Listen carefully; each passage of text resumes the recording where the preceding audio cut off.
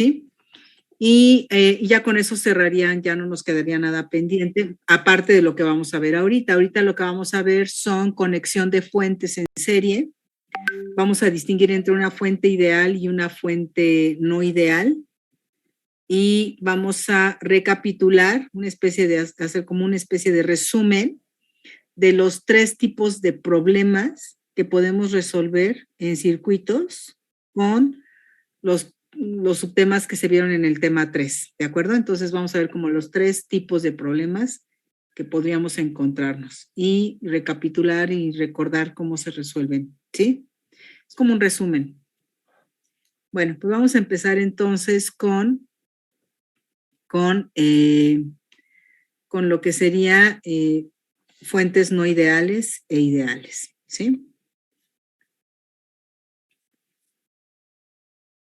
Vamos a empezar aquí con fuentes de voltaje.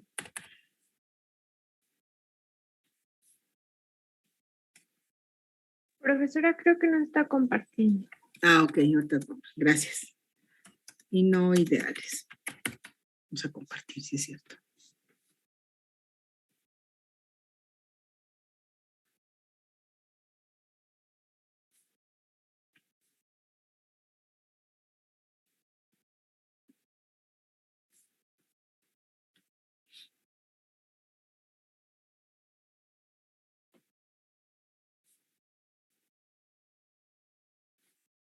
Ok.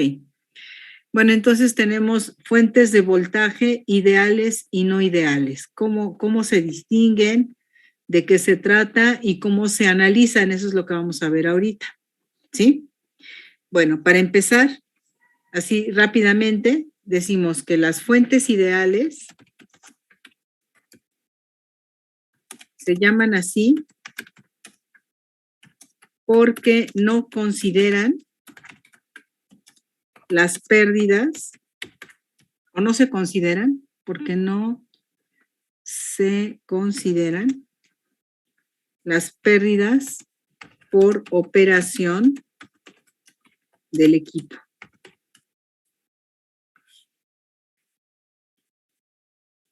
Mientras que las fuentes no ideales son aquellas que contemplan las pérdidas por operación a través de una resistencia simbólica, dado que no existe físicamente como tal.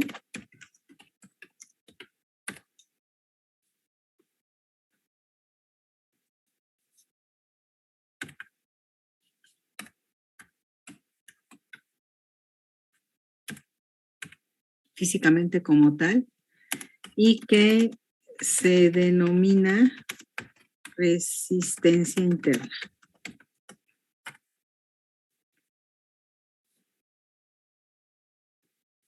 ¿De acuerdo? Bueno, esta es la diferencia.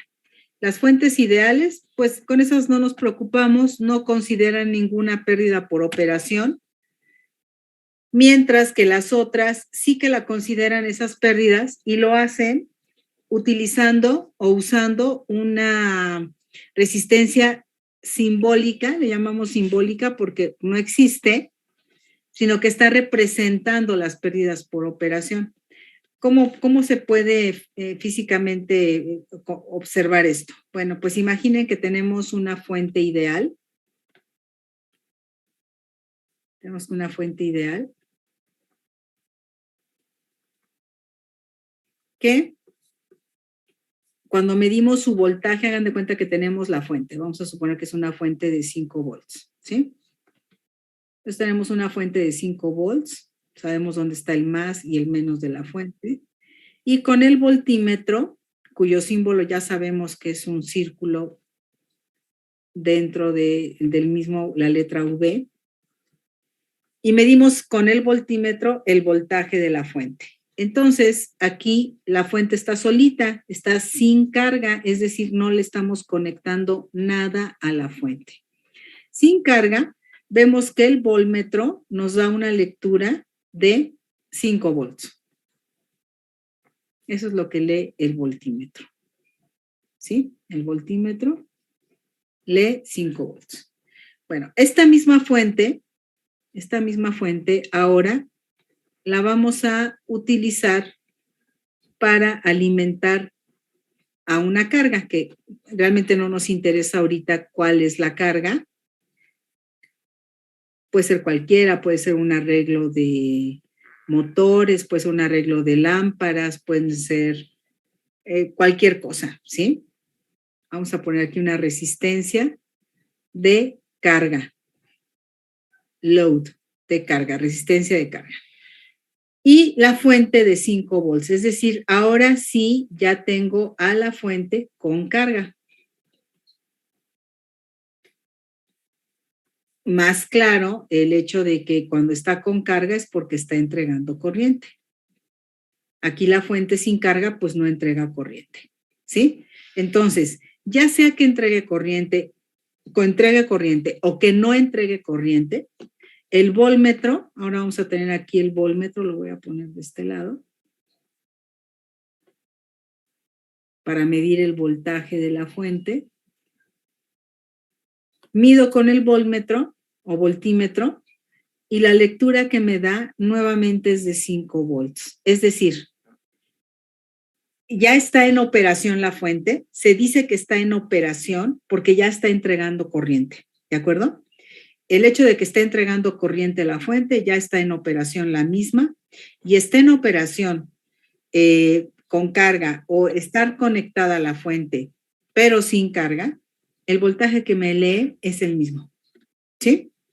Entonces, no hay diferencia. Con carga o sin carga nos da el mismo voltaje. ¿Qué pasaría con una fuente no ideal? No ideal.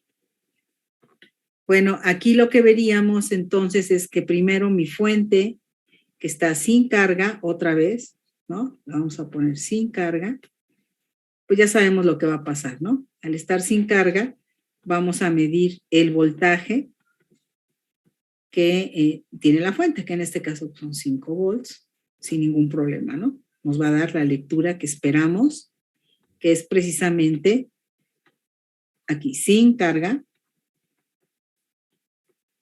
y nos va a leer un voltaje que es igual a 5 volts. En el momento que a esta fuente no ideal le conectamos una carga, es decir, que la fuente ya va a estar en operación, entregando energía, le conectamos una carga aquí, por lo tanto habrá una corriente. Nuestra fuente es de 5 volts, sin embargo, al medir con el voltímetro, ahora el voltaje que voy a leer no es precisamente de 5 volts. Con carga, el voltaje de la fuente será 5 volts menos un voltaje que representa las pérdidas. Por ejemplo, podríamos tener un 4.9, es un poquito bajo, o 4.94, etcétera. Un voltaje que está por debajo de 5. Si la fuente es adecuada, si es una fuente que está bien diseñada, la pérdida no tiene que ser muy grande, ¿sí? El hecho de que digamos que hay una pérdida no implica que sean grandes valores que tenemos que restar. Pueden ser muy pequeñitos, incluso podríamos tener un 4.98, ¿sí? O sea, no necesariamente eso. Otra razón por la cual la pérdida puede ser baja es porque está entregando poca corriente a la fuente. Entonces, como no le estamos demandando las pérdidas por operación son pequeñas. ¿Cómo vamos a calcular esas pérdidas? Esas pérdidas se calculan, ¿sí?, con base en una resistencia que le llamamos interna. La resistencia interna del instrumento por la corriente que está circulando. Sabemos que R por I nos va a dar un voltaje. Esto significa que a la fuente ideal le debo adicionar una resistencia que le vamos a llamar resistencia interna,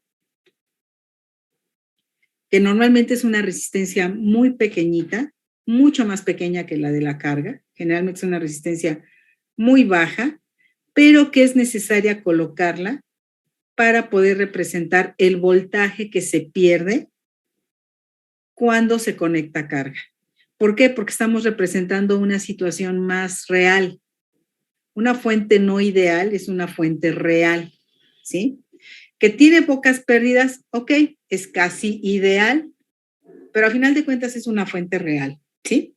Como las que tenemos en el laboratorio, si ustedes hicieran este experimento que acabamos de mostrar aquí, notarían que va a disminuir su voltaje, muy poco, pero va a disminuir. Ahora, como este voltaje de pérdidas está multiplicado por la corriente, entonces cuando la fuente está entregando su máxima corriente, tenemos el máximo voltaje de pérdida o por pérdidas de operación, ¿sí?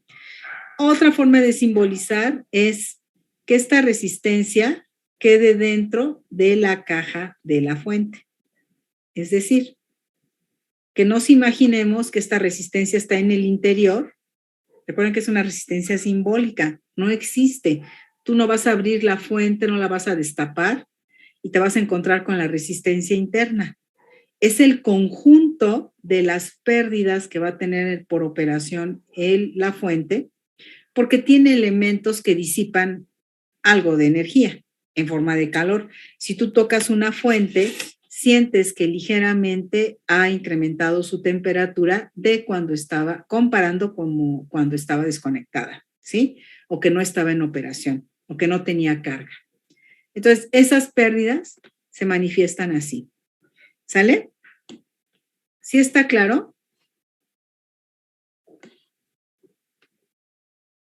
Obviamente yo necesito conocer este dato, que si vale 1 ohm, bueno, pues 1 ohm, que si vale 2 ohms, pues bueno, 2 ohms.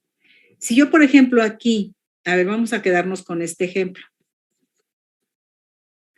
Si me dicen que el voltaje que lee el instrumento es de 4.9,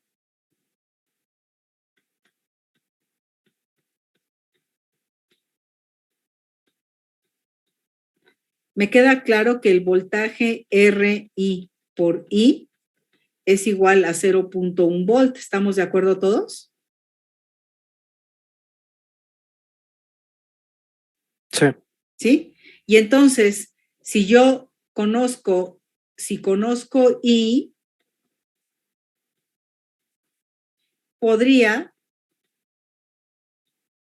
saber el valor de RI, esa resistencia que representa las pérdidas por operación. O sea, siempre hay manera de saber. O bien, a lo mejor lo que yo conozco es RI, conozco la corriente y entonces conociendo estos dos valores puedo conocer el voltaje de pérdida y yo puedo predecir qué voltaje me va a estar entregando la fuente real o la fuente no ideal cuando le conecte esta carga. ¿Sí? Y digo esta carga porque esta carga es la que va a generar o la que va a pedir o va a demandar esta corriente.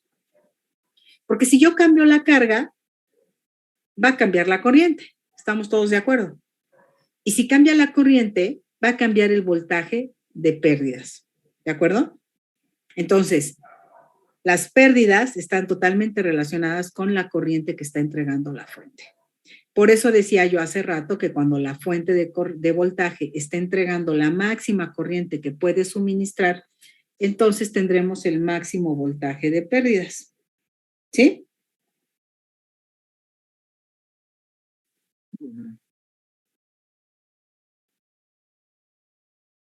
¿Sale? Sí, maestra. Bueno, muy bien. Entonces, ahora, otro detalle. ¿Qué pasa para calcular la energía que suministra? ¿Qué habíamos hecho en alguno de los ejercicios anteriores? Nos pedían la energía que entregaba la fuente. ¿Cómo calculábamos la energía que entrega la fuente? A ver, usábamos la letra E, pero acuérdense que también puede ser la letra V. Pensemos que tenemos la fuente E, ¿sí? Sabíamos que la fuente, la energía, perdón, que entrega la fuente se puede calcular como la potencia de la fuente por el tiempo que está conectada. Entonces yo tengo la potencia de la fuente, la multiplico por el tiempo que está conectado y voy a tener la energía en joules si la potencia está en watts y el tiempo está en segundos. Watt segundo me va a dar joule. Y también sabemos que esta potencia se calcula como E por I, voltaje por la corriente de la fuente. Entonces tengo la corriente de la fuente, tengo el voltaje de la fuente, con eso calculo su potencia y lo multiplico por el tiempo. Así es como lo habíamos calculado. Pero ¿qué pasa si tengo una fuente no ideal y quiero yo encontrar la energía neta? El simple hecho de que yo ande buscando la energía neta me está dando una pista de que estoy hablando de una fuente no ideal. ¿Por qué? Porque el efecto neto es que le tengo que restar las pérdidas por operación y por eso hablo de una energía neta. Esto significa entonces que para calcular esa energía tengo que calcular primero la energía de la fuente ideal, es decir, de los 5, y restarle las pérdidas, ¿no? Es decir, primero la energía de E, le voy a la energía que entrega E, es decir, esta, le voy a restar la energía por las pérdidas. ¿Por qué? Porque esta resistencia no es un elemento que entregue energía, es un elemento que consume energía. Entonces, para operar la fuente, parte de la energía que está generando se va a consumir en forma de calor. Entonces, por eso hay que restársela. Y para encontrar esta energía, bueno, pues podemos hacerlo como E por I, potencia por tiempo, y le voy a restar las pérdidas con el valor de esta resistencia interna que ya conozco. Y sabemos que la potencia se puede calcular como la R interna por la I que está pasando por la R interna, que es la corriente de la fuente, es esta misma corriente, pero elevada al cuadrado. R por I al cuadrado, ¿se acuerdan que era la fórmula de la potencia en la resistencia? Y por el mismo tiempo T. ¿Sí? Bueno, ya aquí, tomando como factor común al tiempo, sería entonces E por I menos RI por I al cuadrado por el tiempo que estuvo conectada a la fuente, y con eso voy a calcular la energía neta que está entregando la fuente. ¿Sí? La que efectivamente está entregando. ¿Sí queda claro?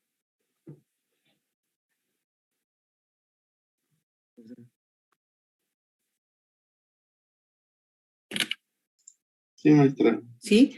Entonces, aquí es realmente nada más estar atentos a qué tipo de fuente estoy utilizando, si es una fuente ideal o es una fuente no ideal, y si me piden la energía neta o me piden la energía ideal. Normalmente nos interesa conocer la energía neta, ¿no? ¿Cómo sería la potencia neta? Potencia no necesita el tiempo, ¿están de acuerdo? Simplemente sería E por I menos R por I, R interna, perdón.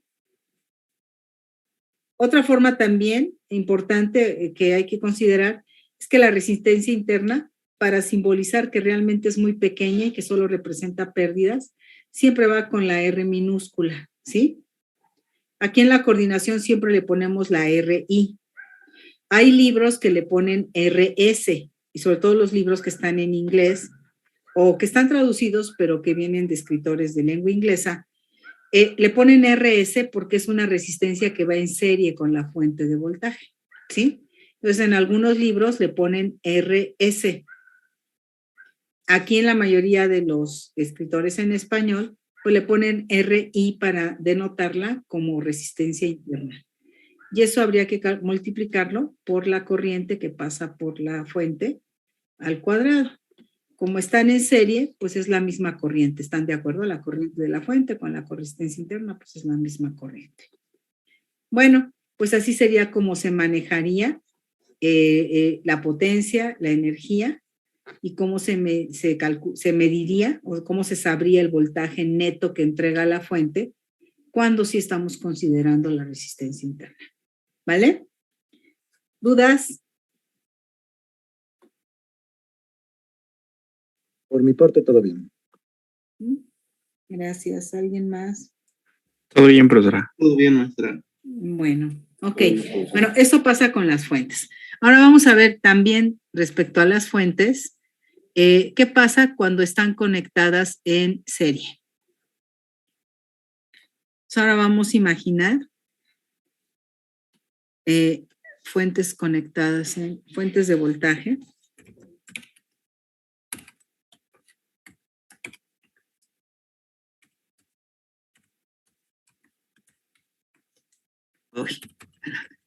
Conectadas en serie. Bueno, las fuentes de voltaje se pueden conectar en serie o se pueden conectar en paralelo. En realidad, en paralelo, las fuentes de voltaje se conectan, pero siempre hay que cuidar que tengan el mismo voltaje, porque están en paralelo. Y en paralelo, los voltajes son iguales. Si tú conectas dos fuentes que tienen voltaje distinto en paralelo, tú nunca vas a saber realmente el voltaje final con el que se va a quedar, porque lo que llega a pasar luego es que una fuente carga a la otra. Son fenómenos muy particulares que precisamente no se ven aquí en el curso. Ya lo verán más adelante.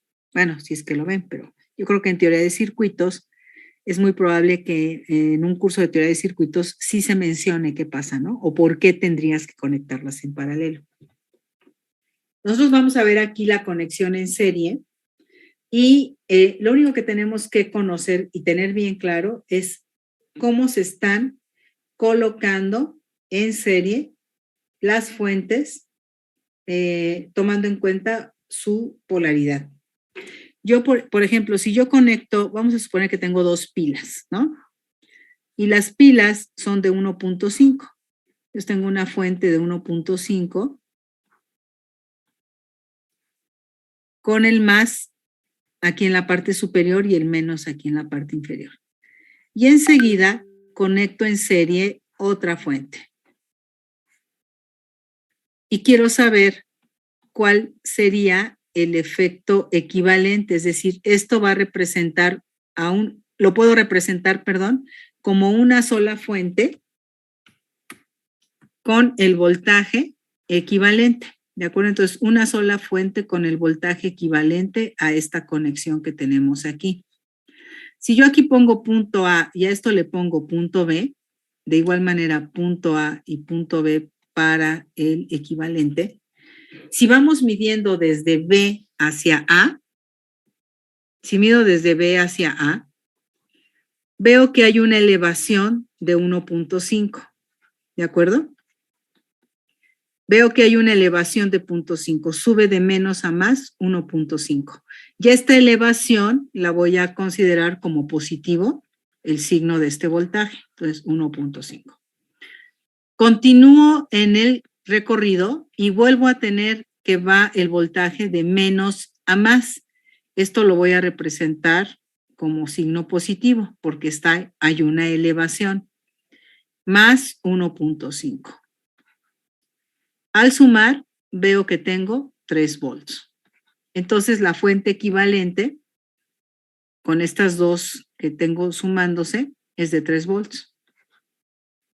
Con el más en A y el menos en B. Lo único que hice fue sumarlas algebraicamente, es decir, considerando su polaridad. Porque no es lo mismo que las conectara, lo voy a dibujar aquí rápidamente. Imagínense que yo hubiera hecho la conexión así.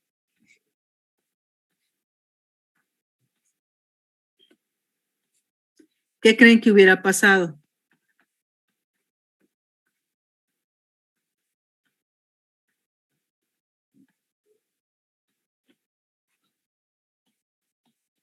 ¿Qué hubiera pasado? Hago mi recorrido desde B hacia A, ¿no? Y aquí veo una elevación, sería más 1.5. Pero luego, al pasar a la siguiente fuente rumbo al punto A, me doy cuenta que voy de más a menos. Esto lo represento con un signo menos aquí, 1.5 volts. Esto sería un voltaje de 0. Una fuente nulificó a la otra al momento de hacer la sumatoria de las diferencias de potencial. Entonces, hay que tener mucho cuidado en cómo se van a conectar las fuentes en serie. ¿Sale? Aquí se sumaron. Ahora, ¿podríamos restarlas? Pues sí, lo acabamos de hacer. Solo que al sumarlas en esa ocasión, lo que acabamos de hacer, pues quedó 0 porque tenían valores idénticos. Pero vamos a imaginar que tengo un eliminador de baterías de 4.5 volts. Y le voy a conectar una fuente, una pila u otro eliminador de baterías de 1.5. Ahí está. ¿Cuál será el voltaje equivalente? No, aquí no va esto.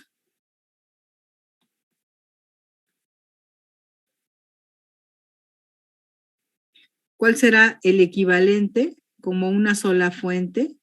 ¿Qué valor tendrá y qué polaridad?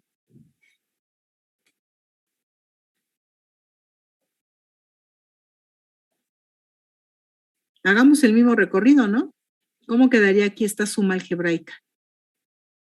¿Quién me dice? Como 1.5. 1.5, pero ¿positivo o negativo? Negativo. Negativo, porque al hacer el recorrido pasamos de más a menos y esto lo represento con un menos. Luego,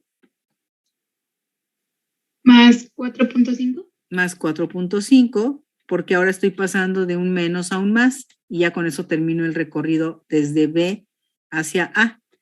Y entonces nos quedaría un voltaje de 3 volts, ¿no? Teniendo el mismo efecto de la suma que hicimos anteriormente con dos fuentes de 1.5. Aquí el problema es que una de las fuentes es de mucho mayor valor, bueno, de mayor valor. Se puede considerar como un desperdicio de recursos, ¿no? Pero si es la única forma que tengo para resolver el problema de tener una fuente de 3 volts, pues lo voy a hacer.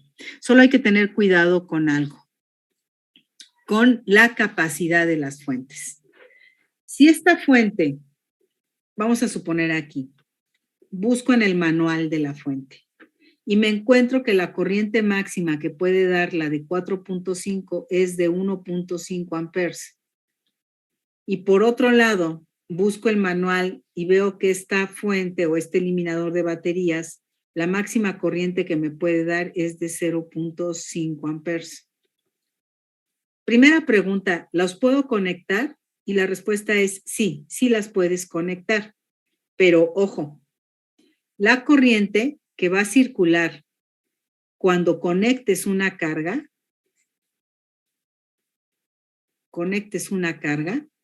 la corriente que va a circular no debe exceder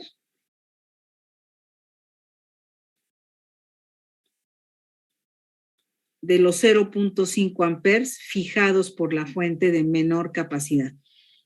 ¿Sí?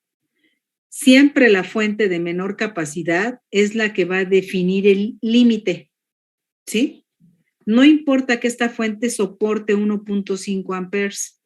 Dado que esta fuente solo puede soportar o suministrar 0.5 amperes, debo cuidar ese detalle.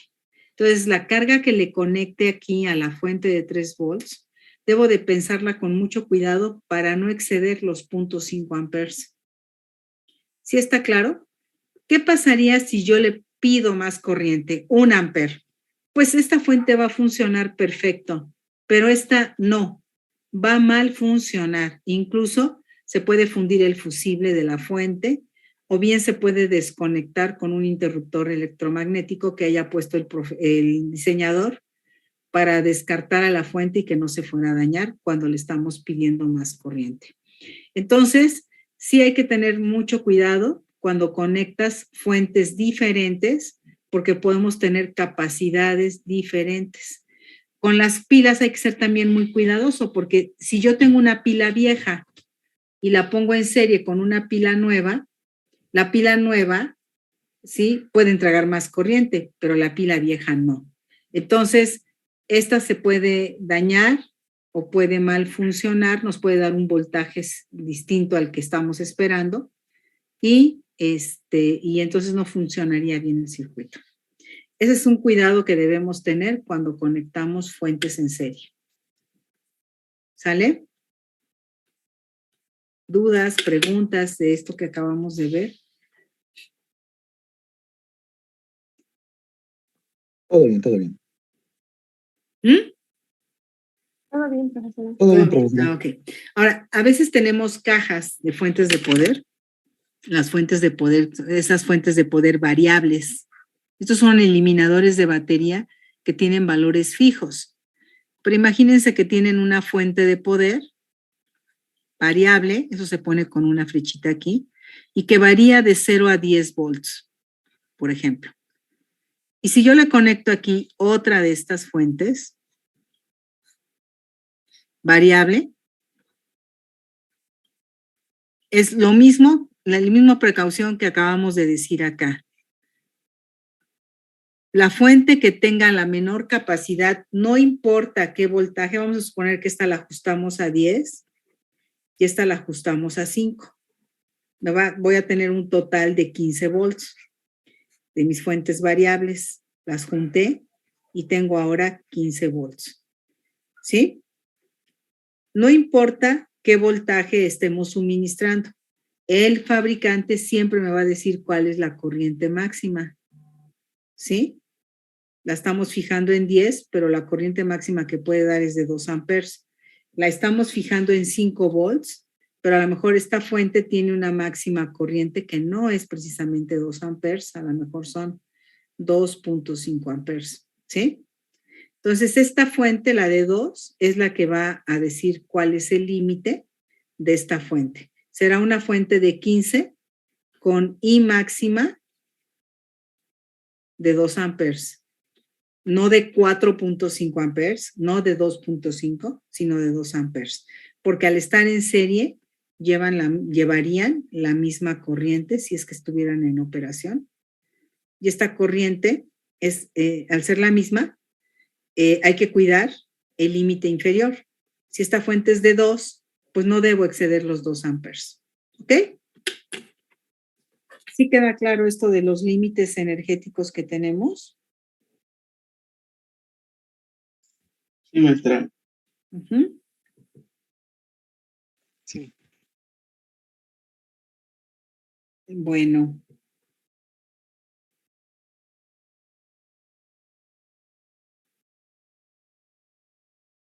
A ver, permítanme, déjenme sacar algo aquí que se está cambiando. Permítanme, denme un minutito.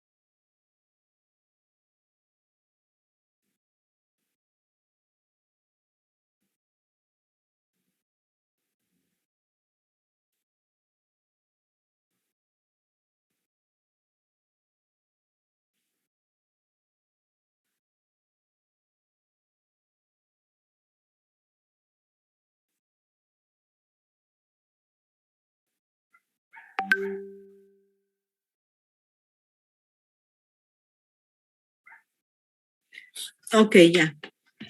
Perdón. Bueno, no sé, entonces, ¿ya quedó claro esto? ¿Sí?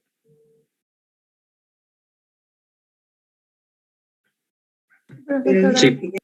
Sí, bueno. Vamos a ver ahora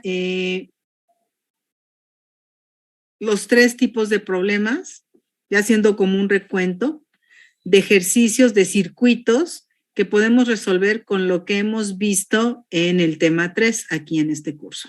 Bueno, pues vamos a ver.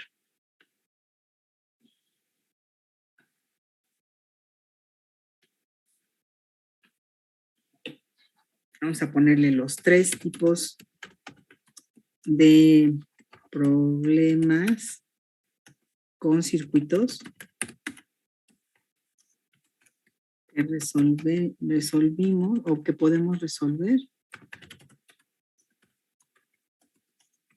con lo visto en el tema 3.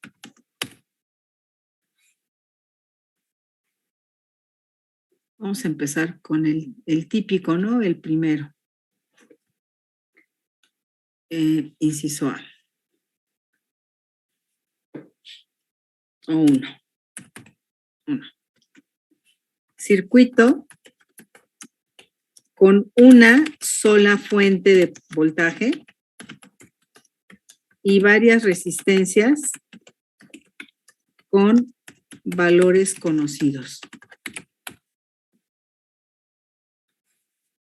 Obviamente la fuente también tiene un valor conocido, ¿sí? Con valores conocidos.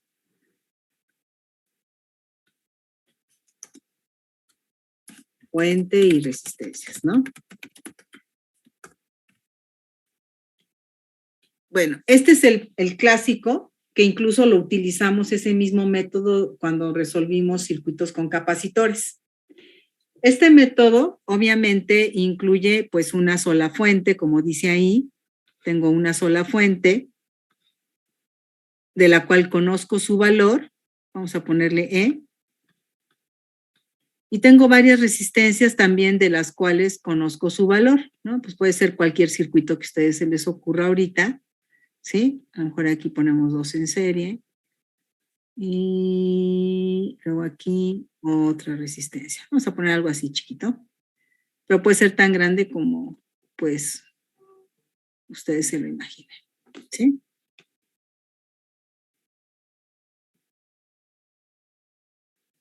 Entonces aquí teníamos R1. A ver, permítanme. Quiero ingresar a alguien que no la ubicó.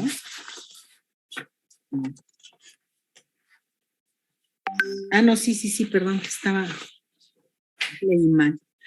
Ok, ahí está. Bueno, R1 tenemos R2, R3 y R4. ¿Sí? ¿Cuál era el método de solución aquí? ¿Qué era lo que hacíamos? Es equivalente. Lo íbamos reduciendo, ¿verdad? ¿Se acuerdan todos? Lo reducíamos con lo que fuera siendo más obvio. Aquí lo más obvio a lo mejor primero es el R2 con el 3, ¿no? R1. Y luego aquí tendríamos R4. De aquí pasaríamos a un circuito con la fuente R1 y una R que represente a las resistencias 2, 3, 4, R1, la fuente E. Y bueno, ya se la sabe, ¿no? Vamos reduciendo el circuito hasta que encontramos o obtenemos la resistencia equivalente y que es nuestro circuito mínimo posible. ¿De acuerdo? ¿Y qué hacíamos luego? Empezábamos desde el final, íbamos de regreso, ¿no? ¿Sí se acuerdan? Sí.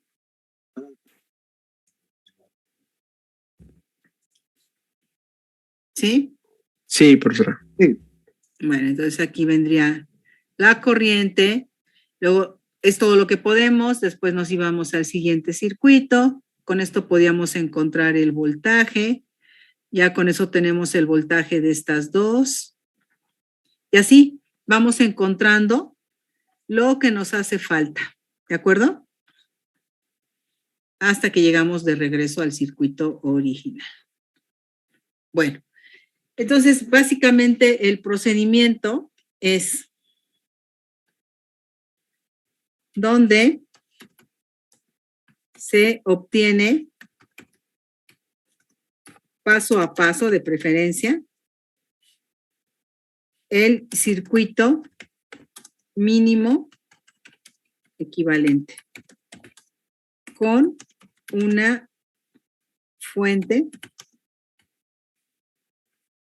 fuente de voltaje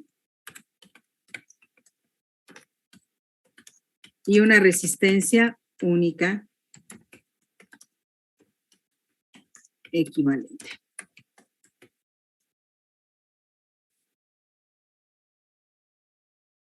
¿Sí? Y a partir de este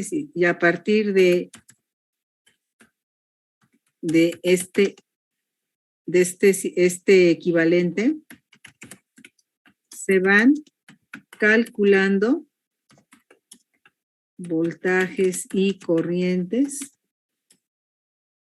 hasta encontrar lo requerido, hasta determinar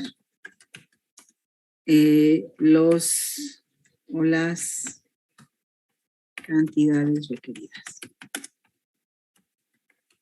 Las cantidades eléctricas requeridas. Bueno, ahí está. Así lo vamos haciendo. Ya todo el mundo se acuerda de ¿verdad? Este es un tipo de circuito que podemos resolver. El segundo es el que vimos la clase antes de vacaciones, antes de Semana Santa. Aquí, el circuito, vamos a tener un circuito con N fuentes con valores conocidos y con los valores de los resistores también conocidos en su totalidad. O sea, este circuito requiere esa información. Requiere, primero es un circuito que es distinto del primero porque tiene N fuentes. El primero tenía una sola fuente y por eso podíamos hacer esta reducción. Pero el segundo caso o el segundo tipo de problema es un circuito con N fuentes, ¿sí? Y aquí, a pesar de que todos los valores son conocidos, no puedo calcular todas las corrientes. Entonces aquí podemos poner que las incógnitas, o la incógnita, no, las incógnitas son todas las corrientes de rama. Obviamente igual acá, ¿no? Es igual, lo mismo también, aquí no lo puse. Pero, bueno, aquí es importante manejarlo, ¿no? Acá no sabemos qué nos van a preguntar. Aquí, pues básicamente, para aplicar el método es porque yo voy a conocer todas las corrientes. Entonces aquí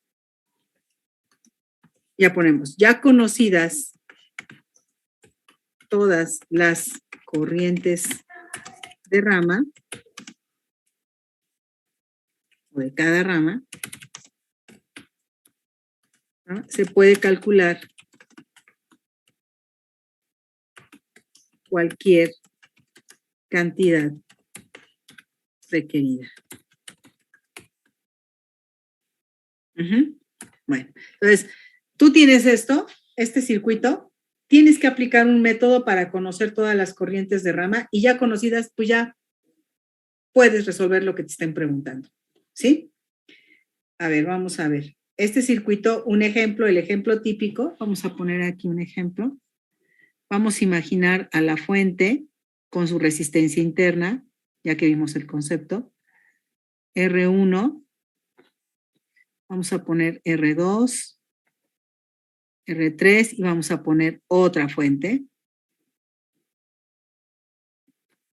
Vamos a imaginar aquí esta resistencia, dos resistencias que están en paralelo y una sola fuente aquí. Tenemos tres fuentes. Nodo A y nodo B. Pueden decir, oiga, no se parece al que vimos. Pues no, así como está, ¿no? Lo que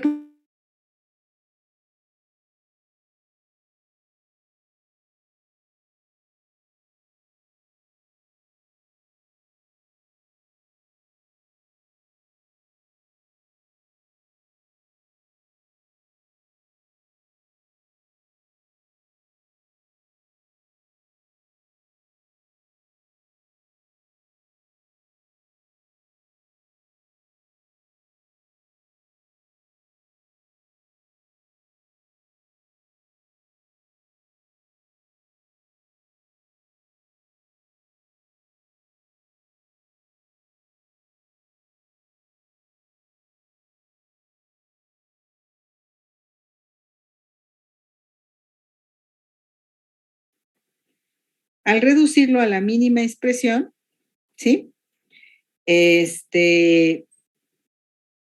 Lo que vamos a hacer es que nuestras ecuaciones van a quedar con un número menor de términos, ¿de acuerdo?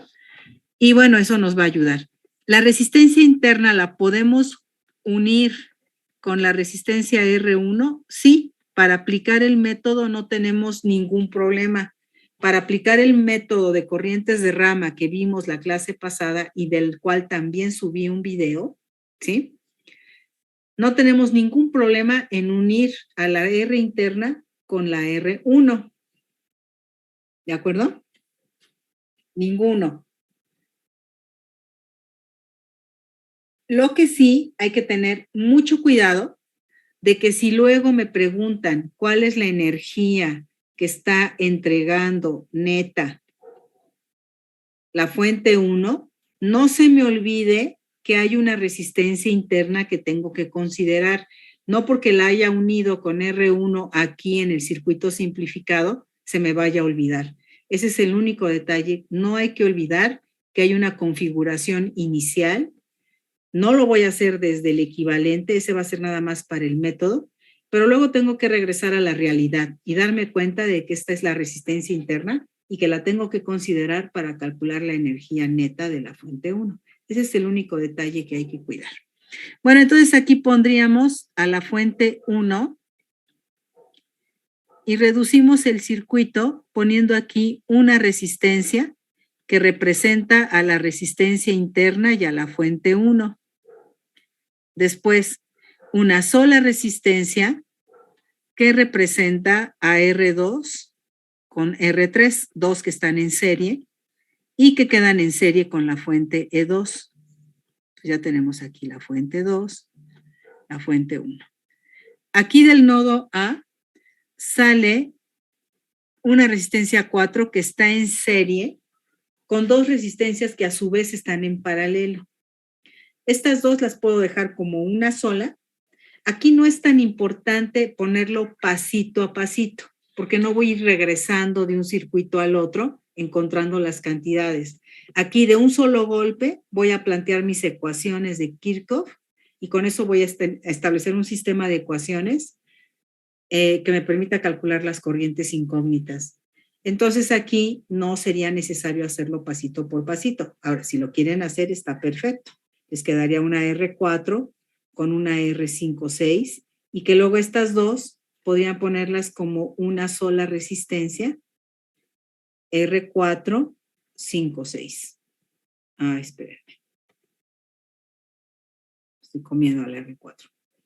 R4, 5, 6. Una sola resistencia y que queda en serie con la fuente 3, E3. Y entonces ya quedó mi circuito reducido en lo mínimo posible. No lo puedo reducir más. No puedo sumar la fuente con la resistencia. No es posible. No puedo trabajar a las resistencias separadas y a las no fuentes separadas tampoco. Nada de eso. Este es el circuito mínimo posible. En este circuito veo que tengo dos nodos, el nodo A y B. Tengo esta malla, la de la malla izquierda, perdón, la malla izquierda y la malla derecha. La del contorno no es necesario, ya me daría una cuarta ecuación que no requiero. Ahora, hay que dibujar las corrientes.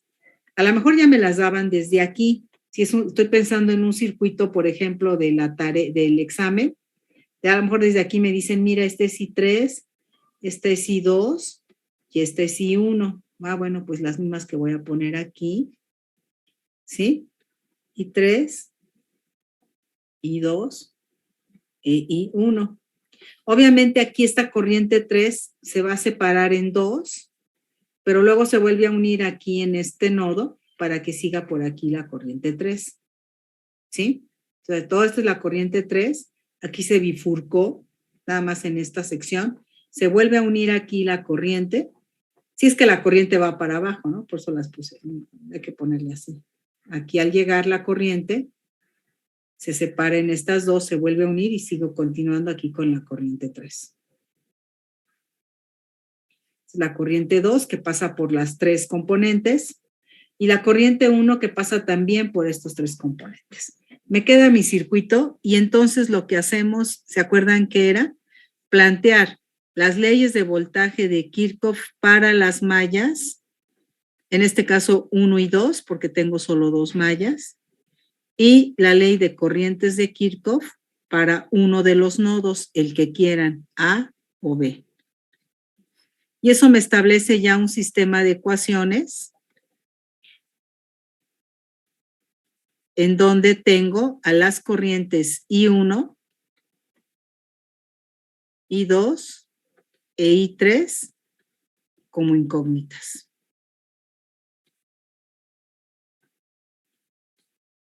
Bueno, hubiera puesto aquí una simbología más algebraica, ¿no? Pero bueno, la idea es esta, que tengas tres corrientes como incógnitas en tus tres ecuaciones. En este caso, porque son tres corrientes.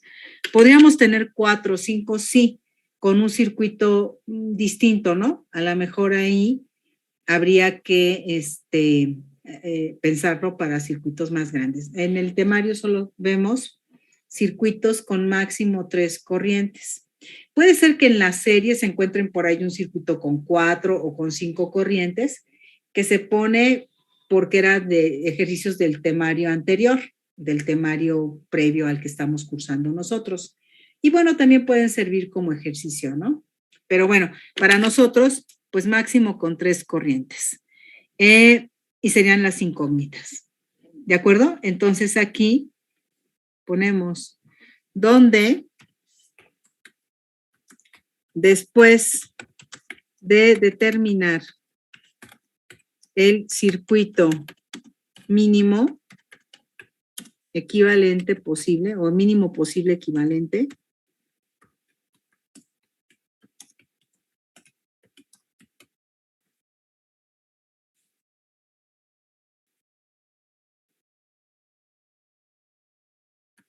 déjame quitar esta coma.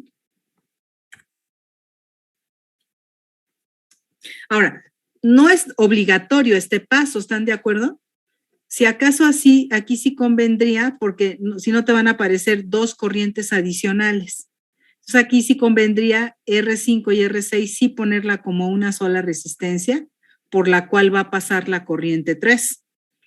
Aquí sí te conviene para que no te queden como si tuvieras una malla adicional que poner, esto como una malla adicional. Entonces, sí que conviene ahí poner una sola resistencia. Si no fuera el caso y tuviéramos varias resistencias todas en serie dentro de cada rama, entonces ahí a lo mejor no tienes que pasar por el paso de resumirlo. Es simplemente un consejo, ¿de acuerdo? Determinar el circuito mínimo posible. Aconsejado. ¿Sí?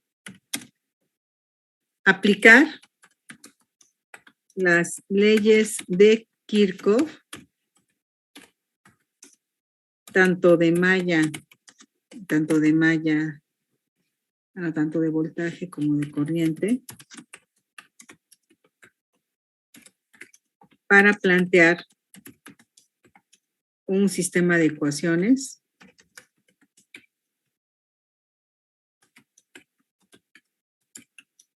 que resuelva el valor de cada corriente de rama. Acuérdense que las ramas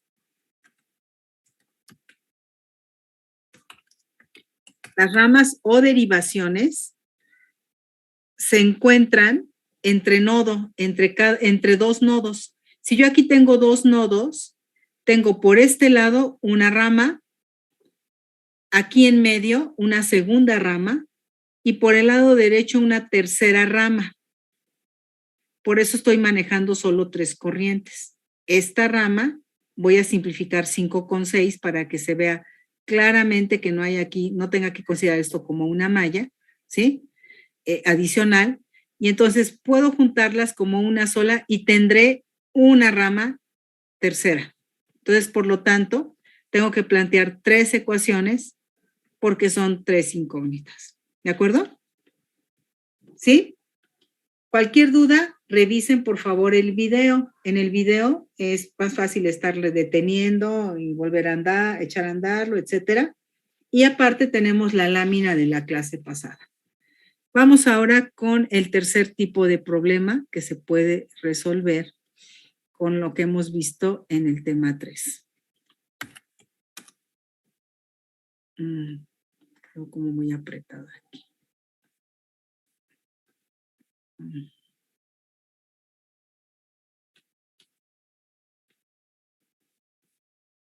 A ver, permítanme tantitito. Ay.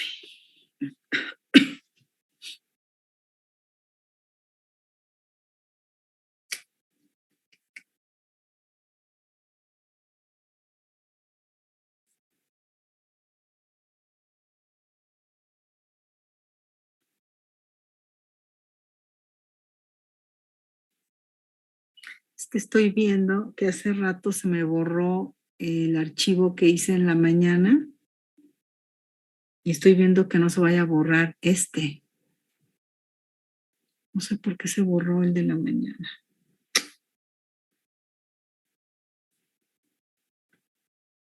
Entonces quiero ver que no me vaya a pasar lo mismo.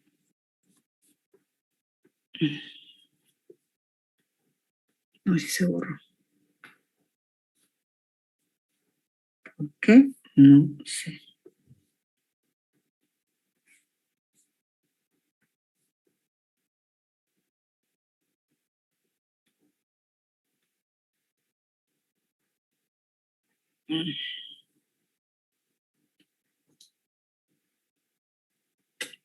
Bueno, ok.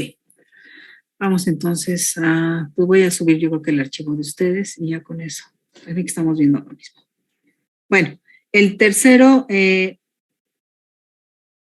no, este es el circuito, este es el archivo precisamente. No, no es. Yo pensaba que era. Bueno, voy a compartir pantalla otra vez. Bueno. A ver.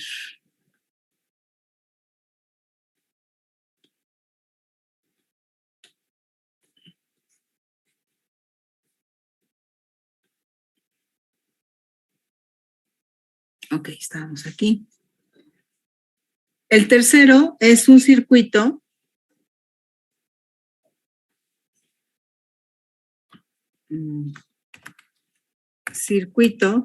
con algunos valores de corriente, voltaje o resistencia conocidos,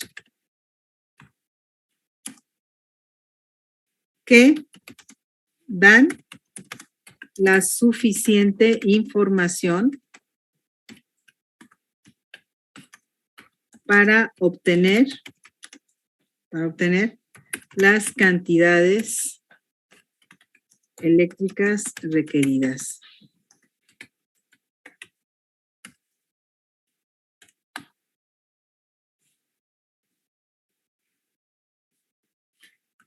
Este tipo de circuitos, este tipo de problemas, perdón, requieren mucha observación y la aplicación de todos los conceptos vistos para resolver circuitos, como leyes de Kirchhoff, ley de Ohm,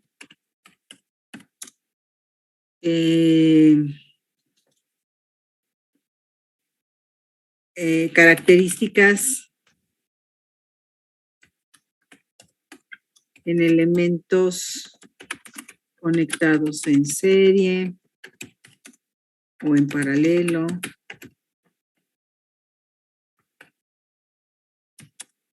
fórmulas de potencia, fórmulas para calcular potencia,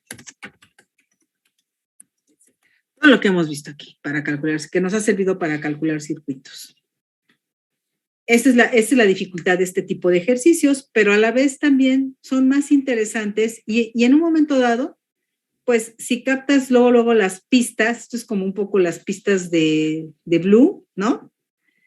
Aquí, si las captas rápidamente, pues vas a resolver el circuito muy rápido.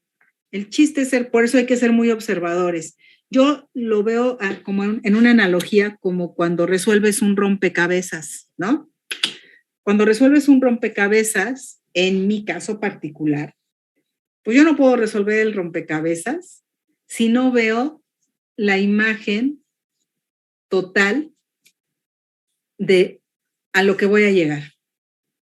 ¿Qué es lo que voy a obtener? Yo tengo que echarle un vistazo a lo que tengo que llegar. Si no, no puedo resolver el rompecabezas. Me da flojera pensar en eso. Entonces veo la imagen y ya veo a dónde tengo que llegar. Y ahí cada quien tiene su estrategia. Hay quien empieza a resolver toda la orillita del rompecabezas. Hay quienes, si tiene personajes ahí humanos, pues, o no humanos, ¿no? Empiezan por las caras o por la ropa, en fin.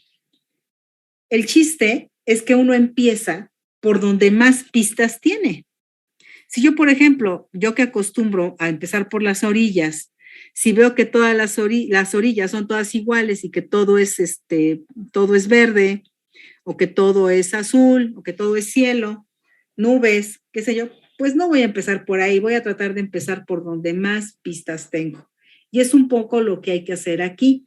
Un caso típico es el ejercicio que ustedes resuelven en el laboratorio. En el laboratorio te ponen una fuente con un valor, vamos a decir que de 12 volts. No voy a poner el problema tal cual. Es un caso similar. Y te dicen que calcules qué valor debe tener la resistencia 1 y la resistencia 2 para que las lámparas que se quieren conectar, o focos, porque creo que son focos ahí. ¿Es el de las leyes de Kirchhoff? Son unos foquitos, ¿no? Para que los focos que conectas ahí, o las lámparas, funcionen bien, foco 1 y foco 2. ¿A qué me refiero que funcionen bien? Que trabajen a sus valores nominales. Entonces vamos a suponer que leo el problema y me dicen que los valores nominales, tampoco lo voy a hacer exactamente igual que el laboratorio, pero vamos a suponer que para el foco 1 me dicen que su corriente, la corriente del foco 1, es de 0.2 amperes y que el voltaje del foco 1 es de 6 volts. Y para el foco 2 me dicen que la corriente del foco 2 es 0.2 también, pero que su voltaje, el voltaje del foco 2, es de 4 volts. Esta es la información que tengo. Entonces, muy tranquila y segura de lo que sé, ¿verdad?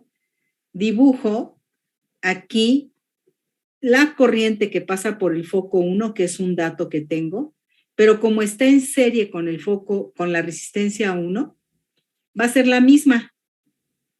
Por eso dice aquí que tienes que, todo lo que sepas. Pues yo sé que cuando están dos elementos conectados en serie, llevan la misma corriente. Entonces, bueno, aquí marco mis nodos y digo, le voy a poner nodo A este le pongo nodo A. Como aquí no tengo nada, este también es nodo A y esto es nodo A. Este es nodo B y nodo B. Entonces, bueno, pues voy ayudándome, ¿no? Con algunas cosas, dibujando nodos, dibujando la corriente del foco 1. La corriente del foco 2 pasa por estos dos elementos porque están también en serie. Entonces, de aquí va a salir una corriente, que es la corriente que va a pasar por el foco 2, pero es la misma de la resistencia 2. Entonces, empiezo a anotar mis observaciones y digo, la corriente R1 es igual a la corriente del foco 1. La corriente de la resistencia 2 es igual a la corriente del foco 2. Ya tengo la corriente de las resistencias, pero a mí me preguntaron el valor de las resistencias. Si ya tengo la corriente de las resistencias y me preguntan el valor de las resistencias, me acuerdo que existe la ley de Ohm. Y la ley de Ohm dice que el voltaje de una resistencia es igual a la resistencia del elemento y su corriente.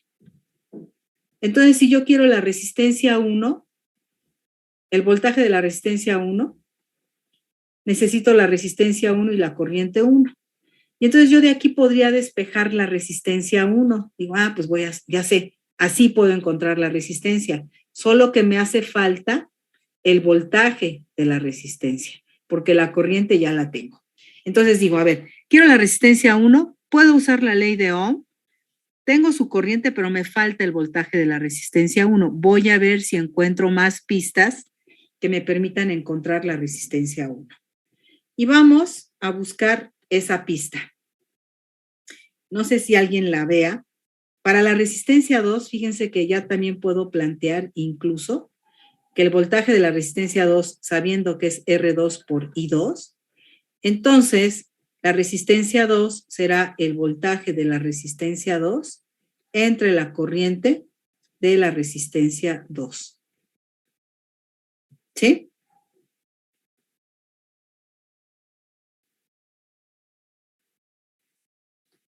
¿Cómo le hacemos para encontrar el voltaje de la resistencia 1? Pues sigo buscando pistas. ¿Quién se dio cuenta ya cómo le puede hacer para encontrar el voltaje de R1? Aquí no puedo aplicar las ecuaciones del sistema de ecuaciones, ni tampoco me va a servir reducir el circuito al mínimo, ¿no? Tengo pistas, no tengo todos los valores de las resistencias, ahí no puedo aplicar ninguna de mis dos estrategias que ya conozco. Tengo que irme por las pistas y por todo lo que sé. Acuérdense, leyes de Kirchhoff, de voltaje, de corriente, ¿sí? ¿Qué pasa cuando están en serie? ¿Qué pasa cuando están en paralelo? Tengo que usar todo lo que sé. Aquí alguien podría decir, bueno, ya, puedo aplicar la ley de corrientes y yo sé que aquí va a haber una corriente que es la de la fuente, que es la suma de las dos corrientes, ¿no? Pues sí, no estarás mal, pero no te sirve todavía para resolver el problema. Lo que sí podemos ver es que si yo sumo las dos corrientes de los focos, IF1 con IF2, tiene que ser la I de la fuente o la I total, ¿de acuerdo? Porque si están saliendo dos corrientes, esta tiene que estar entrando, no puede ser que salga. Es la de la fuente. Entonces, pero no me sirve para resolver el problema. Sigo en la búsqueda de R1, del voltaje, y el voltaje de R2. Por ahí escribieron una ecuación, pero no quiero la ecuación, quiero que me lo expliquen. Si no puedes abrir tu micrófono, léanlo los demás y traten de explicar lo que pone ahí su compañero, que tiene un pequeño error, pero bueno, por ahí va la idea. ¿sí?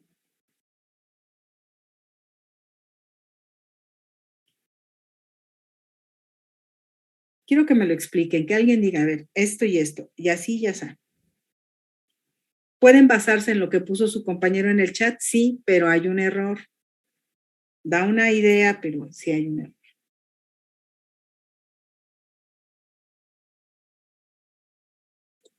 Profesora, ¿sí me escucha? Sí.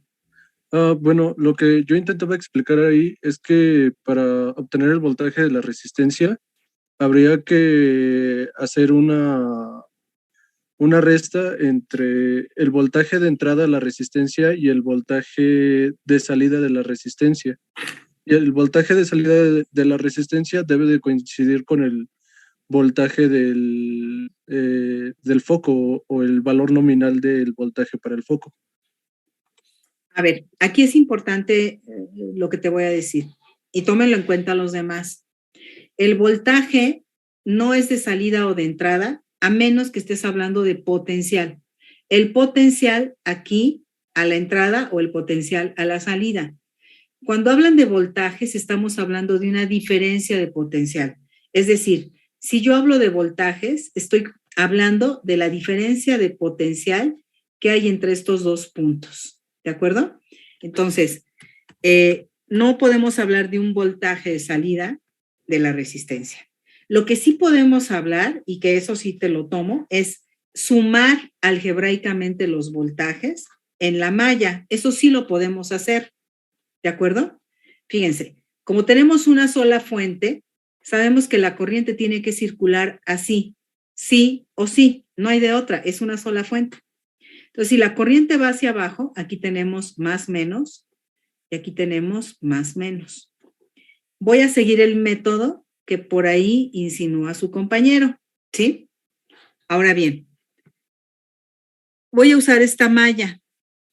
En esta malla, ¿cuántos voltajes tengo? ¿Cuántos? 3. 3. Y voy a ir en sentido horario. Tengo más 12. Vamos a ponerle BI como su compañero, aunque realmente esto no lo estamos viendo como un enfoque entrada-salida. Es la única fuente que tengo. Hay otra forma, hay un enfoque en teoría de circuitos que es el enfoque entrada-salida, en donde normalmente cuando tienes una sola fuente, esa fuente es BI. Por ejemplo, acá arriba no podría considerar el enfoque entrada-salida porque acá arriba, ¿no? En esta. Aquí no podría considerar el enfoque entrada-salida porque tengo 3 fuentes.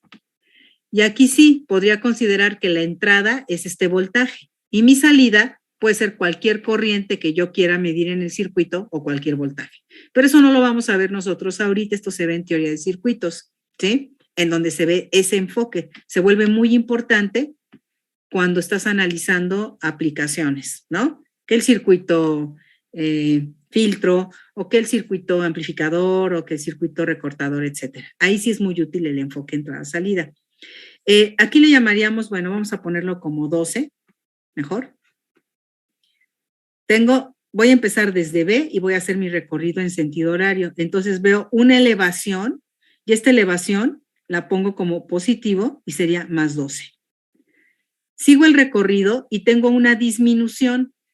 Esto es que el voltaje de la resistencia 1 lo voy a poner en la suma algebraica, como menos BR1. Sigo mi recorrido y voy de más a menos y ahora tengo menos entonces el voltaje del foco 1 y esto es igual a 0. Y entonces nos quedaría que el voltaje de la resistencia 1 sería el voltaje de la fuente menos el voltaje del foco. A eso me refería, ingeniero, cuando decía que había un pequeño error. Creo que tú en el chat pusiste BF menos BI, o sea, BF menos 12. Y en realidad, si te das cuenta, es 12 volts menos BF. Es decir, 12 volts menos el voltaje del foco 1, que es 6. Por lo tanto, el voltaje de la resistencia 1 es de 6 volts. Ya puedo ponerlo aquí como el voltaje del foco, no, el voltaje de R1 es de 6 volts. Ahora podemos ver qué pasa con la malla donde está la resistencia 2 y el foco 2. Podemos tomar la que va por la orilla. Hacemos lo mismo. Ley de voltajes de Kirchhoff en esta malla externa y tendríamos más 12 menos el voltaje de R2 menos el voltaje del foco 2 igual a 0. Por lo tanto, el voltaje R2 será 12 menos el voltaje del foco 2. Y esto nos da 8 volts, porque el voltaje del foco 2 es 4. Entonces, bueno, por eso les decía, la idea de su compañero es buena. Hay que sumar voltajes y en este caso, como es una suma algebraica, resulta que nos queda una resta. ¿De acuerdo? Otra forma de verlo es con los puntos que acabo de marcar. Entre los puntos A y B, ¿qué voltaje tengo? ¿Qué diferencia de potencial tengo? 12, ¿no? 12. Esos 12 se mantienen aquí, porque aquí también tengo el punto A y el punto B. Aquí también hay 12 entre el punto A y el punto B. Y aquí en la última rama donde tengo al foco 2, también hay 12. Ahora entiendo por qué tuvieron que poner una resistencia 1 y por qué tuvieron que poner una resistencia 2. ¿Por qué no conectaron directamente los focos? ¿Por qué no hicieron esto?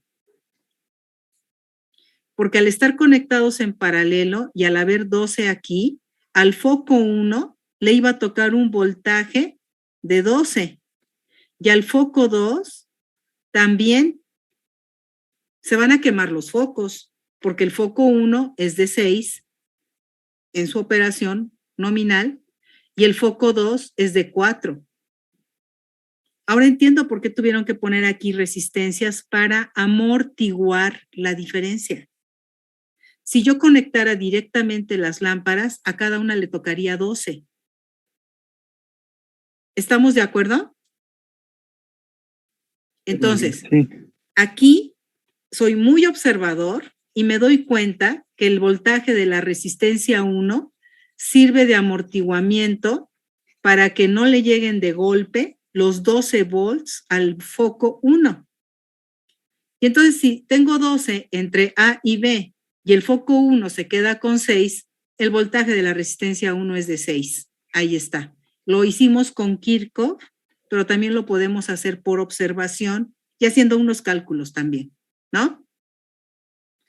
¿Qué pasa con la rama donde está el foco 2?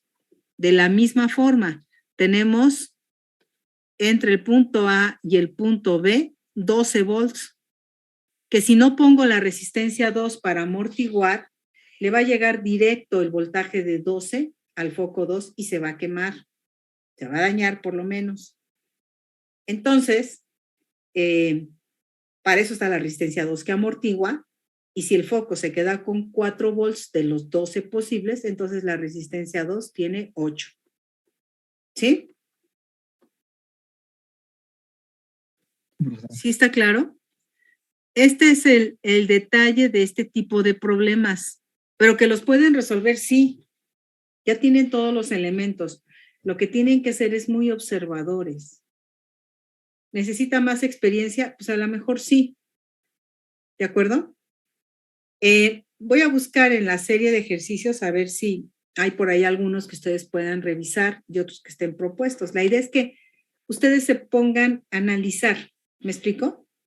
También pueden ser los más sencillos si se dan cuenta. Si de todo esto me doy cuenta rápido, este problema lo termino en 10 minutos.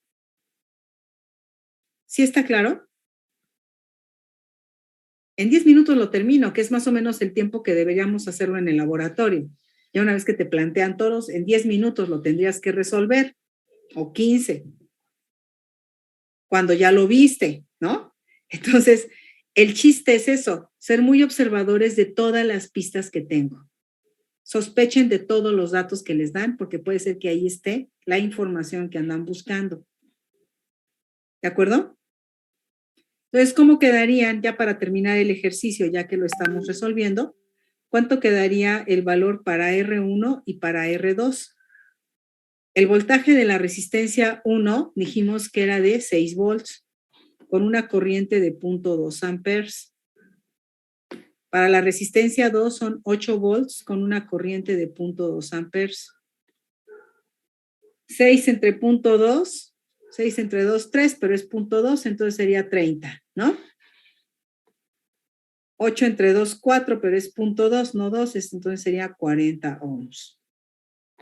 Tendríamos que R1 es de 30 ohms y R2 es de 40. Y ya tenemos resuelto el problema, ¿sí? Ahora, en el laboratorio no te daban la corriente del foco, ni el voltaje del foco. Te daban la potencia del foco y la resistencia del foco. Te daban estos dos datos. O sea, no te daban la corriente y el voltaje, aquí fue rápido. Si tengo la potencia y tengo la resistencia, puedo conocer la corriente, porque acuérdense que la potencia es igual a R por I al cuadrado. Entonces, si me están dando la resistencia y la potencia, con esto puedo calcular la corriente. Y la corriente del foco 1, en el laboratorio se calculaba como la potencia del foco entre la resistencia del foco 1 y sacar raíz cuadrada. Y con eso encontrábamos la corriente del foco. Entonces, ojo, a veces estos datos están un poco escondidos, pero por eso sospechen de la información. Si te están dando la potencia y la resistencia, es que muy probablemente por ahí vas a encontrar algo adicional. ¿Sí? O sea, no están de adorno. Y con eso calculábamos la corriente del foco 1. ¿Sale? ¿Sí? Lo mismo pasaba con el foco 2. Te daban la potencia del foco 2 y la resistencia del foco 2. Con estos dos datos encontrabas la corriente del foco 2 de la misma manera. ¿Sí? Bueno, eso es nada más para hacer alusión a lo que hicieron en el laboratorio. Y de hecho, esto puede ser un problema de examen de laboratorio. ¿Sí? Bueno, ok. Tenemos R1 y R2. Ya son de 30 ohms y de 40 ohms. Ya resolvimos el circuito. Ahora voy y lo armo, porque vamos a suponer que sí tengo los focos y sí tengo la fuente y armo el circuito. Y ¡puf! Se queman mis resistencias. Dijimos, oye, pues es que no estaba bien. Vuelves a revisar el cálculo y dices, pues está perfecto, ¿no? ¿Qué fue lo que pasó? Yo lo resolví perfecto, no hay dudas, no hay errores. Bueno, lo que pasa es que ya para llevarlo a la vida real, tendríamos además que calcular qué potencia debe tener de disipación la resistencia 1 como máximo y qué potencia de disipación debe tener la resistencia 2. Y eso ya saben que se calcula como R1 por la I1 al cuadrado, R2 por la I2 al cuadrado. R1 dijimos que vale 30 ohms, I1 es 0.2 amperes y esto al cuadrado. Y para la potencia de R2 serían 40 ohms por la corriente de 0.2 amperes al cuadrado. ¿Qué potencia nos va a dar para la resistencia 1 de disipación? ¿Qué potencia disipa la resistencia 1?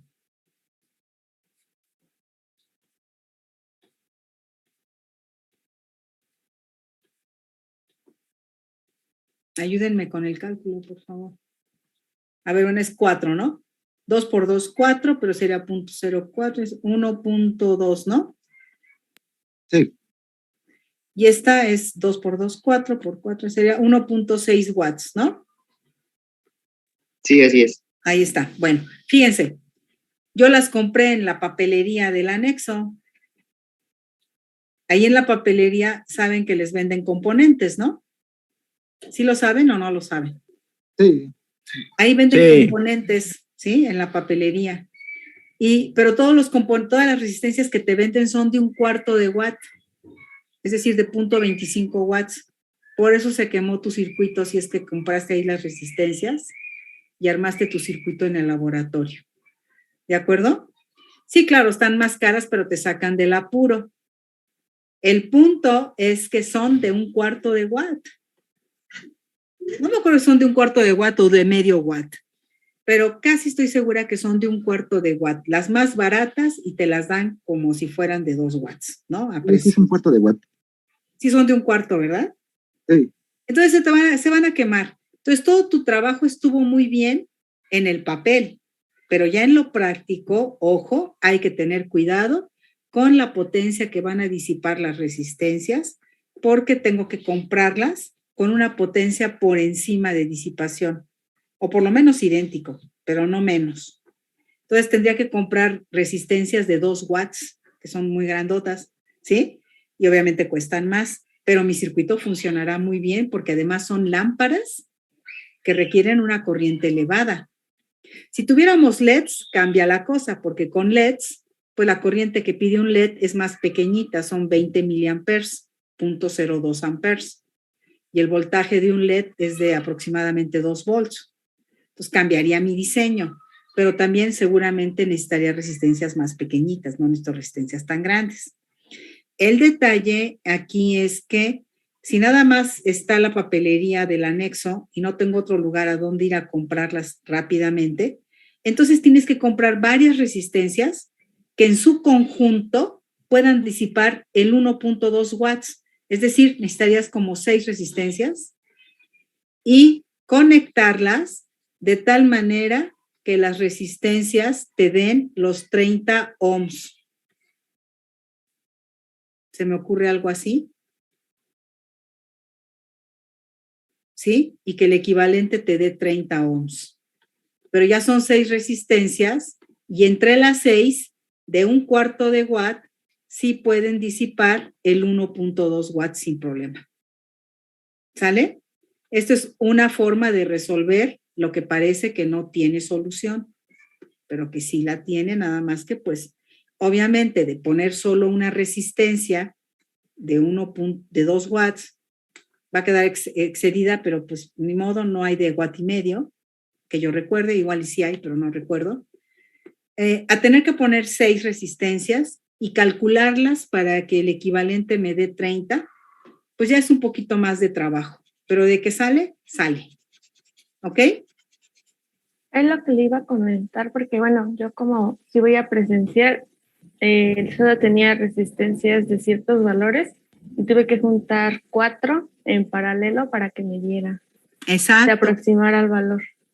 Exacto, te las tienes que arreglar con lo que hay, ¿no? Para que, lo bueno es que existen los arreglos y que tú sabes cómo se calculan esos arreglos, porque de nada serviría si no supieras cómo ponerlas, ¿no? Entonces, algunas a lo mejor van en serie, otras tienes que ponerlas en paralelo. Quiero aumentar la resistencia, pues van en serie, quiero disminuirlas, pues van en paralelo. Y tienes que hacer esos arreglos para lograr el valor requerido, ¿sí? Bueno, pues ya tuviste la experiencia de manera presencial, ¿no? Y obviamente, como pusiste varias, pues seguro no se quemaron porque entre todas disiparon la energía requerida, ¿no? Sí. Esa fue la ventaja de que tuvieras que conectar varias, porque ya entre todas pudieron disipar. Porque según recuerdo en presencial, una de las resistencias se quema, ¿sí? Y ya como hacen los arreglos, ya no se quema porque entre todas sí disipan la potencia que se tiene que disipar. ¿Sale? Sí, porque creo a un equipo sí se le quemó. Sí. Pero ahí el maestro le dijo que fue por algo del valor nominal. Ah, bueno, sería por la potencia, ¿no? Nominal de las resistencias. Entonces, si la potencia nominal de las resistencias era de 1/4 de watt, pues por eso se le quemó. Bueno, puede ser que por ahí ella, no estoy muy segura del contexto total, pero sí me doy cuenta de que por ahí pasó algo. ¿Sale? Sí, profesora. Bueno, gracias por compartirnos la experiencia, porque a final de cuentas esos son de los detalles que tienen que resolver cuando están en presencial. Bueno, sí, eso llega a pasar. Ahí lo que pasó, si se te quemó uno de los focos, fue porque calcularon mal la resistencia definitivamente. Entonces esa resistencia no pudo amortiguar el voltaje, o sí lo amortiguó, pero no se ajustó a la corriente que tenía que pasar por el foco y por eso se quemó el foco. Algo de por ahí pasó, ¿sí?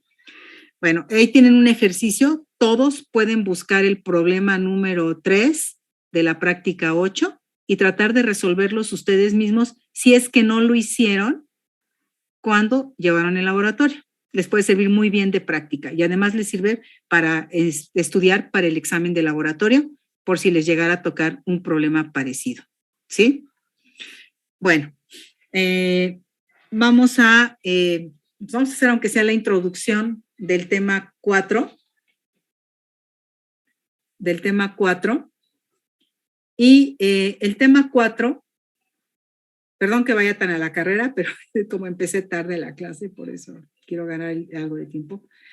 El tema 4 es el de magnetostática, en donde ustedes van a aprender a calcular campos magnéticos debido a distribuciones de corriente eléctrica. Van a calcular la fuerza magnética sobre conductores que portan corriente y comprender con ello el principio de operación del motor de corriente directa. Porque si sufren una fuerza algunos conductores y yo coloco los conductores de manera estratégica, puedo construir un motor, ¿sí? Entonces, así es como funciona el motor y eso es parte de lo que vamos a ver en este tema. Vamos a empezar por la descripción de los imanes y el experimento de Ørsted, es lo que vamos a ver ahorita. Seguimos con fuerza magnética como vector sobre cargas en movimiento y definición de campo magnético. Obtención de la expresión de Lorentz para determinar la fuerza electromagnética como vector. Esto es una fórmula muy sencilla para calcular la fuerza que sufre el conductor. Y por ello yo lo junto con, ¿dónde está? Fuerza magnética entre conductores, momento dipolar magnético. Entonces yo, ya una vez que vemos la fuerza de Lorentz, me salto a fuerza magnética entre conductores y aprovechamos que vemos todo eso junto. Y ya después vemos cómo se calcula el campo magnético. Hay dos formas de calcular el campo magnético: en una bobina, en un conductor recto, en un solenoide largo, en una espira en forma de circunferencia. Hay dos formas, con la ley de Biot-Savart y con la ley de Ampère.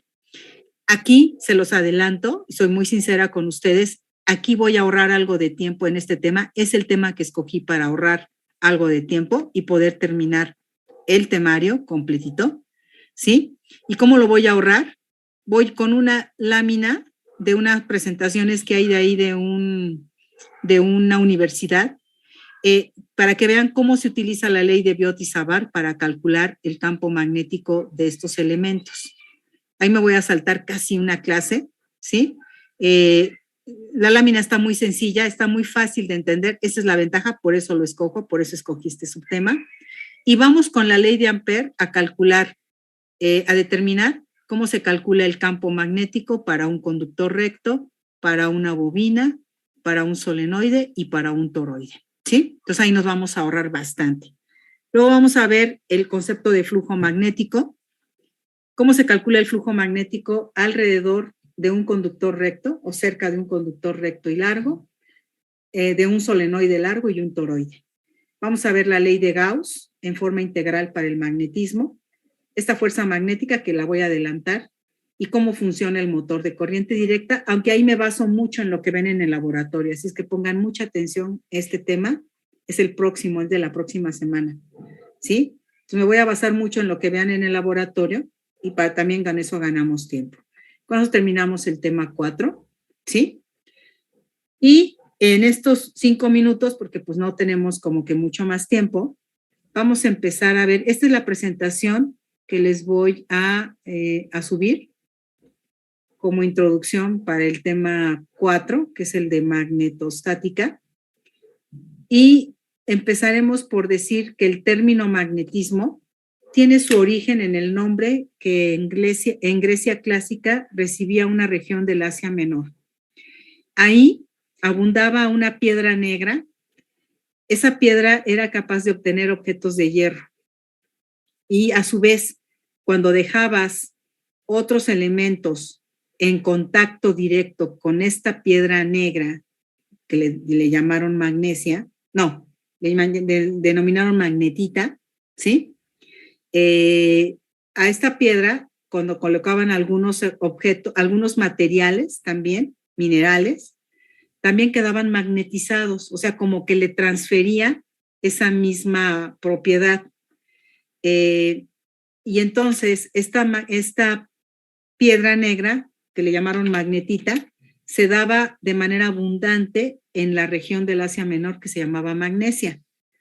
En algunos relatos cuentan que los pastores, precisamente que se ponían luego ciertos picos metálicos en los zapatos para poder escalar las montañas, se les quedaban pegados los zapatos ahí, ¿no? O sea, las botas o lo que fuera, se les quedaban pegados por la cantidad de magnetita que había ahí, ¿no? Entonces no había manera de despegar fácilmente sus zapatos.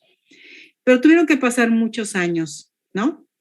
Dice aquí que ya en el siglo VI antes de Cristo se conocían fenómenos magnéticos, pero como tal, como fenómenos. El magnetismo se desarrolla, pues, 20 siglos después, ¿no?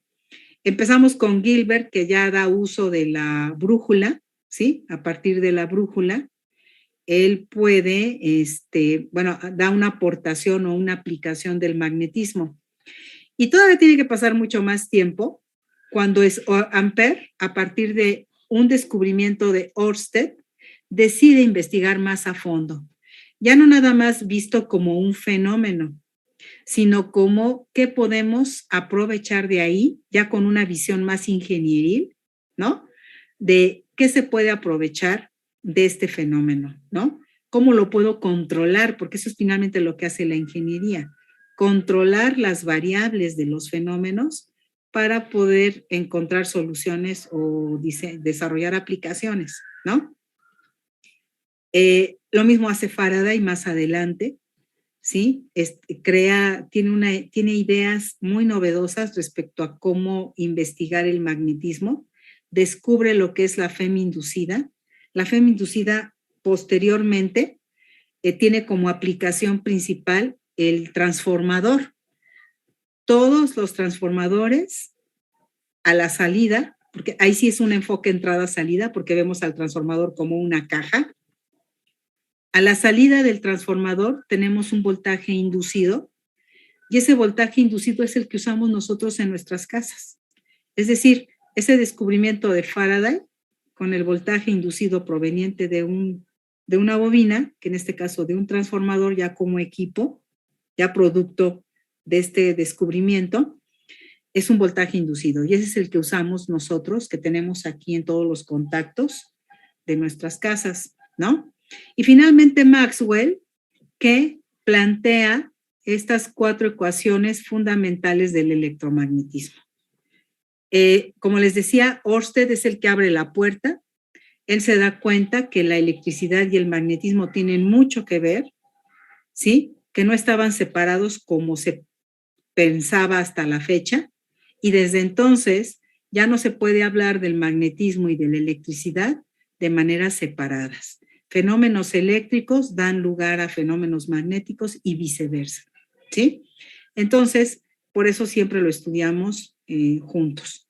Ahorita, por ejemplo, en la práctica de esta semana, ustedes vieron un solenoide y se dieron cuenta que el solenoide, en el momento mismo que le aplican una corriente al solenoide o a la bobina, hay una corriente en el solenoide y aparece un campo magnético. Es decir, efectivamente están conectadas la electricidad con el magnetismo, ¿no? Y más adelante vamos a ver que teniendo un imán, y si este imán lo pongo en movimiento, puede inducir un voltaje en una bobina. Es decir, es algo muy interesante, ¿sí? Y eso todo lo vamos a ir viendo y descubriendo en estos 2 temas. En el tema 4 tenemos las bases, como ya vieron en el temario, y en el tema 5 ya le entramos más directo a las aplicaciones. Imanes son los cuerpos que poseen propiedades magnéticas. Tienen la propiedad de atraer piezas de material ferromagnético o limadura de hierro. También tiene la propiedad de repeler objetos también magnetizados. ¿Cuándo ocurre la atracción y la repulsión? Pues ocurre cuando ponemos a interactuar los polos del imán. Todos los imanes tienen polos. Los polos generalmente son los extremos, ¿de acuerdo? Aquí tenemos un imán de herradura con sus polos aquí en los extremos. Se construyen en forma de U para que queden cercanos los polos entre sí, y al acercarlos se intensifica el magnetismo. Son polos opuestos, uno es norte y uno es sur. No podemos tener el monopolo, aunque a nivel laboratorio se ha logrado tener el monopolo, pero por fracciones de segundo. Inmediatamente se vuelve a constituir el imán con sus dos polos. O sea, que podemos decir que no hay manera de aislar un polo, ¿sí? Fracciones de segundo, pues bueno, en algunos campos de la física es mucho tiempo, pero para nosotros en la física clásica, pues no es nada, ¿no? Entonces, prácticamente podemos decir que no se tiene un imán monopolo. Siempre va a aparecer en un imán los dos polos. Aquí decíamos, fíjense, este polo lo que está haciendo es transmitir magnetismo a la llave porque esta a su vez está atrayendo al clavo. Esto solo es posible cuando se tiene un magnetismo muy intenso o bien cuando son ligeros los objetos que vas a atraer, ¿sí? Bueno, esa es una forma. Los imanes los clasificamos en naturales y artificiales. Van a ser naturales cuando los encontramos en la naturaleza y que obviamente detectemos que tienen esas propiedades magnéticas. El más común que encontramos en la naturaleza es la magnetita de la que les hablaba hace rato y que es precisamente óxido ferroso diférrico, Fe3O4, perdón. Es un mineral de color negro, esa piedra negra que hablábamos hace rato, y que tiene un brillo metálico. Aquí vemos una forma, ¿no? Como de detectar a la magnetita, pues para eso se trae una brújula, ¿no? Y están los imanes artificiales, que son los que el hombre ha construido. Pero bueno, ya no nos va a dar tiempo de hablar de esto. Lo que sí les pido, por favor, es que lean la presentación para el viernes hasta la página 14, por favor. No va a ser nada extraño para ustedes porque es prácticamente lo mismo que se ve en la práctica, ¿sí? Hasta la página 14, por favor, de la presentación, denle un repaso, denle una leída. Y les digo, no debe costarles mucho trabajo porque a final de cuentas es lo mismo que investigaron o que tienen que investigar para el previo de esta semana, ¿sí? Entonces, algunos temas más, otros temas menos, pero es prácticamente lo mismo. Ahí se los encargo, por favor. Y ahorita subo la presentación. ¿Por qué? Porque me voy a ir muy rápido de aquí hasta la página 14, la próxima clase, y vamos a entrar de lleno ya en la página 15 para ver cómo se calcula el campo magnético en un conductor recto. ¿Sale? Sí, maestra. Bueno, sale. Pues así le hacemos. Les mando esta presentación y les mando las láminas del día de hoy. Y ya pónganse a repasar circuitos, hagan la tarea, eso es importantísimo, ¿sí? Es muy importante la tarea y bueno, voy a tratar de buscar algunos ejercicios para que estudien, ¿vale? Sí, profesora. Sí, profesora, gracias. Bueno, Gracias, nos profesora. vemos. Cuídense, que estén bien. Nos vemos, maestra. Buenas noches. Gracias, Bye. profesora. Cuídense. Bye. Hasta luego, profe, Hasta gracias. luego. Hasta